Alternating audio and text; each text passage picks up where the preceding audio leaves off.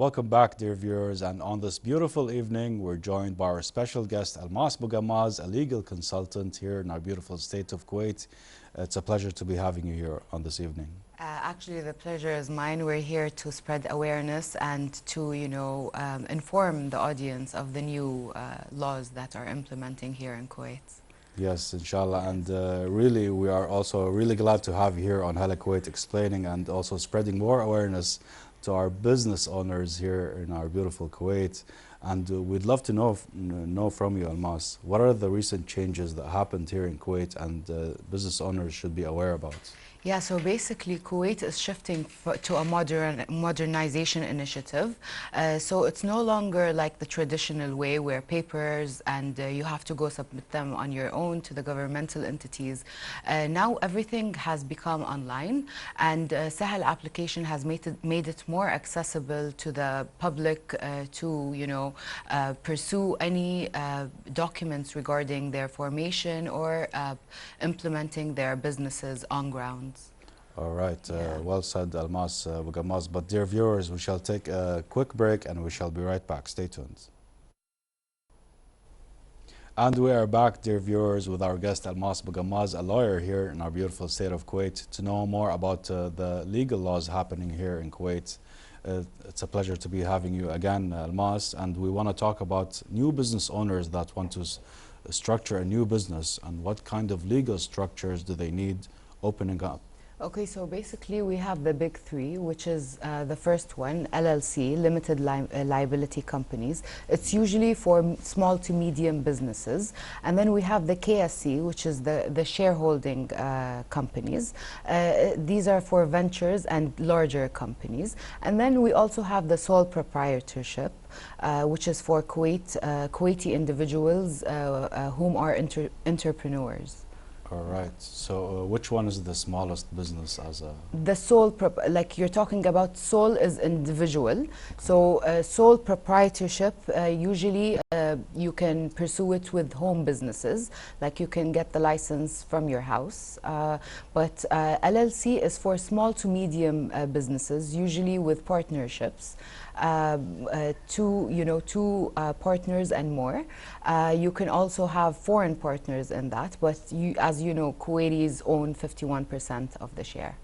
All right, so this law didn't change for the foreign investors, that there are rumors maybe talking about a foreign investor can own 100% of the company.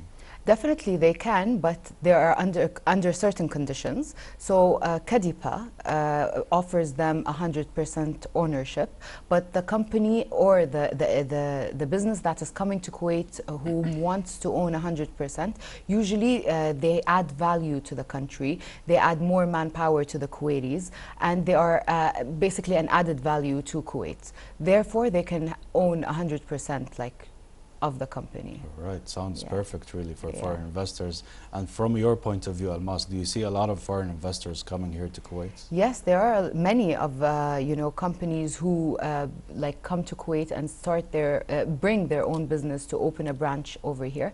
And there are some companies who had come to Kuwait and got their headquarters also to Kuwait. They shifted from their country to Kuwait. So it's a good it's a good playground for businesses here in Kuwait. All right, pretty interesting, really. And you mentioned something about the LLC or the limited liability company or capabilities. What are the requirements as in capital to open an LLC? Okay, so Kuwait made it, let's say, easy or very, accessible for everyone. So the minimum capital is 1,000 KD, and then you can go upwards, but you have to make sure that it is guaranteed in the bank account of the company in order for you to, pursue this business going forward. All right. And as for the Ministry of Commerce, have they changed any processes in forming a company? As I mentioned earlier, it's shifted from a traditional way to a very modern, online procedure. So basically, it's a day-night like you can use it day and night online to form your own company. You can submit the name of the company, the memorandum of association between you and the partners, and it would take, it's less hassle than how it was. You can also pay online and finish the whole thing, and you will get your license ready online. All right, so this digital transformation of the Ministry of Commerce makes people finish and start their business maybe in 2 to 3 days, yes? Yes, definitely. Like you can start with the Ministry of Commerce's and Industries website. You put the name, like they're going to ask you for 5 chosen names. You're going to just put the 5 chosen names, and then you're going to put the what type of business or what type of company you are, and then put the documents that they request, and you will wait for an answer through an email or through the website itself. And you can go through the process very easily, even without, you know, the hassle of going to a ministry and finishing everything over there. Very interesting. What about that, dear viewers? Almas Qammaz here, really simplifying and making it more clearer for our dear viewers who want to really start a business here in Kuwait, where there is a lot of opportunity, Almas. And some documents, as you mentioned, there is something specific called a deal breaker. Would you please clarify more on that? Yes, definitely. So in order for you to have your license running or approved, you need an official contract, lease contract. So this is the most deal breaker. And you also need all your documentation, like your civil ID, the foreign visa should be, you know, not a touristic visa. It should be like a business visa in order for him to become a partner. And you should submit all these documents on the website. And if anything that is missing, obviously we have people working behind the computers, so they will tell you, request you to submit these documents, whether they were, you know, not proper or additional information. All right, so all this process is really digitized, and if you finish the process, for example, on these smart apps, as you said, do you receive a call telling you if you're missing a document or not? Yes, because once you enter the website and you submit your documents, there is an operator that will give you a reply, that a notification that there are documents which are missing, or these documents are not, you know, as per their requirements, or your civil ID is almost, you know, expiring, or your criminal records are not, you know, the latest ones that came out of the ministry. Your partner, which is the foreign partner, is not on a business visa. And certainly they're going to tell you exactly what reason exactly, and then you will submit the correct, you know, documents. All right, pretty interesting there, dear viewers. Really some useful information for our new business owners here in our beautiful Kuwait. But dear viewers, we shall take this short break, and we'll be right back to ask Almas Qammaz more questions, so stay tuned. And we are back, dear viewers, here with our special guest Almas Qammaz, a lawyer in the state of Kuwait, to explain everything about business and their legal constitutions. So Almas, let's talk taxes really. And in Kuwait, do we have a tax for corporates, for example? Yeah, so basically in Kuwait, we're currently under a transition. So they implemented the taxation for foreign companies whom are operating here in Kuwait as, you know, as a part of their own entity in their country. So we have the Pillar 2. These are for companies' revenues which are more than 270 million Kuwaiti dinars. Right. They need to pay 15% tax, yet they did not implement it on small and medium businesses. But it's on the process, and it is something that, you know, it gives a boost for the economy in Kuwait and for the businesses out here. So I think the taxes in Kuwait are a very good initiative for foreign businesses, whereas they used to come here, make money, like flow with their business, and then send their money abroad without even paying the government a certain percentage. So, you know, taxes are implemented here in Kuwait for foreign companies. All right, and as you mentioned, only a company if it has 270 million and above. Yes, correct. All right. Yes. And revenue, annual revenue. All right, that's Yes. pretty interesting. Yes. And the foreign investors looking for small to medium enterprises would not pay any taxes. So when you talk about foreign investors in small to medium businesses, they're usually partnerships like LLC. They would enter into partnerships with Kuwaiti owned entities or ownerships.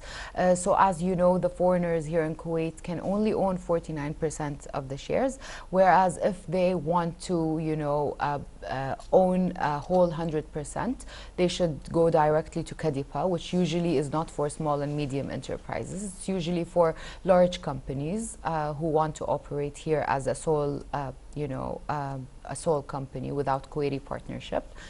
So small to medium enterprises, foreign investors, they should go to an LLC basically. All right, pretty interesting clarification here for our dear viewers watching us. Really from all the world, if you're watching us, it's a really good opportunity to invest here in Kuwait, because I'm sure Almas Qammaz, you've seen these companies grow so fast and face also legal issues, and therefore, dear viewers, you can seek consultation from our legal lawyer Almas Qammaz. And so we want to know more about a company, and you mentioned earlier that companies actually open from their home. Can they be registered at their home address too? Only sole proprietorship are allowed to, open a business in a home address, but commercial businesses usually need commercial addresses, like commercial zoned addresses. Therefore, they require to rent in a commercial zone and submit it to the ministry in order for them to pursue their license. So in Kuwait, there was an initiative recently that came out. We spoke about it earlier in another show. Yes. So we spoke about that there are more than 120 businesses that Kuwaitis can pursue in their homes under the Ministry of Commerce and Industry, but without a commercial license, like without renting an office or a space to go with the business. Yeah. All right, and people can actually take a look at this list from the Ministry of Commerce? Definitely, it's online. You can find it in the Gazette. You can research, go ask a lawyer. They will always get to know. All right, and Almas Qammaz, we spoke earlier off air about joint ventures. Yes. And we really want to explain it in simple terms for our dear viewers to understand. So joint ventures in Kuwaiti, it is شركة محاصة. So basically, I'll give you the difference between LLC and joint ventures. Yes. Joint ventures, the third party, like the owner of the company, is liable within their own asset. Whereas in LLC, the owners are not liable within their own asset. Like let's say the company went bankrupt, the company is bankrupt, and they're not able to pay their debts. The government or the court verdicts will not go to the person, the owner himself or their assets, but they will go after what the company owns. But with the joint venture, no, the owners of the company, because they are two or more companies which merge together, so they have a contract between them. So which entity is liable? So they would go after the owners of the company, not the company itself. All right, and now we know the legal consequence. We want to know the benefits of opening up a joint venture here in Kuwait. So a joint venture is usually if two companies want to merge together to pursue a contract or to pursue something different than what they operate. So they make a contract, they sign it together just for this purpose or just for this contract. Usually in Kuwait, joint ventures happen when a foreign company wins a contract with the government. Yes. Here in Kuwait. They would need a Kuwaiti company for the manpower, for all the documentations, the commercial zoned license area or the office. So they would make a contract between two companies, which is called a joint venture. And they would pursue this, together. All right, that's really interesting. So Almas Qammaz, on this beautiful evening, We'd love to hear really some advice from you for our viewers watching us today. So, as a lawyer, there is one piece of advice that I can give the audience. Like, even if you are thinking of formation of a company, always, you know, come to a lawyer, discuss, have, you know, a simple talk so you can understand the backgrounds.